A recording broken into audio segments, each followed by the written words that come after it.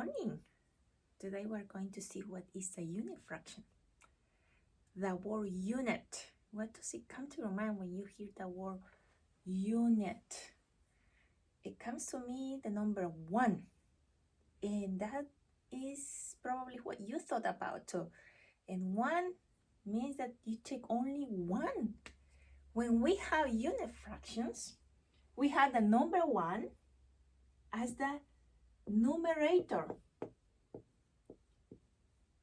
We will always have on the top of the fraction the number 1, meaning that we are going to take one part out of whatever. It could be 2, it could be 3, 1 out of 3, it could be 1 out of 4, etc. So see, a unit fraction is a fraction where you take one part out of whatever the whole has been divided into. Now, I draw a set of shapes, you could say, here. And remember that a set is a group of items, right? And the whole set is considered as a whole. And so in this set, let's see how many shapes did I draw. 1, 2, 3, 4, 5, 6. If I want to represent this set, I know it has 6. The whole has 6, so my denominator, my bottom, we have the number 6. And my numerator will tell me which one am I picking. I want to pick a unit fraction. Which one of these shapes is only 1 in the set?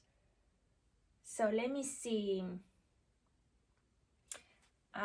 This is a line, right? It has 2 arrows. So this is 2. I don't want that. I should change the marker. So this, let's say no. This, no. How about, so we have one that is a ray. This has 2 rays together. So this one, no, we are not going to pick those. This is a segment.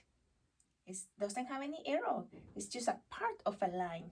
And this is a ray. It starts in one part and then extends to the infinite. So I can say that I have 1 out of 6 segments of line. 1 out of 6. I also have 1 of these, which would be also 1 out of 6 of rays. Right, so I had 2 unit fractions here. So a unit fraction, remember, is a fraction that has the number 1 as the numerator. Just a quick review, because in your worksheet you have some shapes like this. Let's review. This is a line. The line extends both sides to the infinite. Both are lines. This is a segment of a line. This is a ray.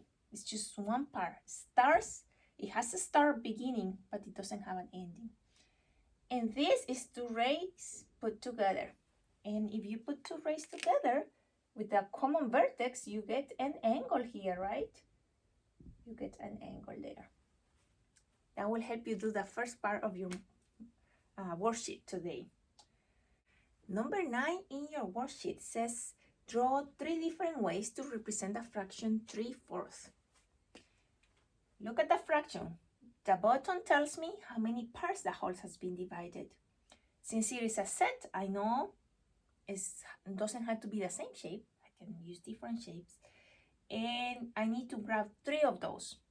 So let me draw 3 shapes of the same. I'm going to draw 1, 2, 3. But the whole set has 4. So I'm going to make a triangle. And now I have 4 for my set, and I'm grabbing 3. To represent this is 3 out of 4. Now you go ahead and draw 2 other different ways to represent the fraction 3/4. You can use words, you can use numbers, drawings, shapes. You have a word problem. I think you have 2 maybe. So I'm going to do one here.